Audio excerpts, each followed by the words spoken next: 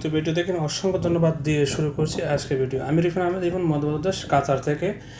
আজকে আপনারা দেখাবো যে খাজুর কীভাবে প্রসেসিং করে, খাজুর কীভাবে সংগ্রহ করা যায়, খাজুর কীভাবে আপনারা গাছ পাকলে খাজুর পরে কীভাবে।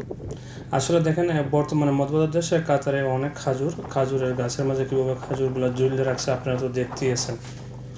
আসলে খাজুর যখন পুরোপূর্ণ পাকার উপযোগী হয়ে যায় তখন এইভাবে সবগুলা একটা নেট লাগা যায়। নেট লাগা দেওয়ার কারণ হচ্ছে পোকামাকড় পাখিরা কোনো আক্রমণ করবে না, আর খাজুরগুলা পাকলে এটার কিসের ভিতরে যেন পড়ে।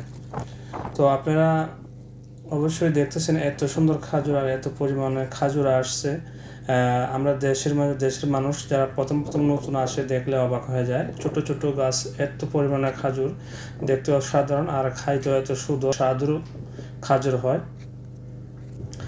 তো আপনারা দেশ ও প্রবাস থেকে যারাই আমার নিয়মিত ভিডিও দেখেন অবশ্যই like, comment, share and subscribe করে পাশেই থাকবেন। নিত্য নতুন ভিডিও পাইতে প্রবাসী খামার ইউটিউব চ্যানেলটাকে অবশ্যই সাবস্ক্রাইব করে পাশেই থাকবেন।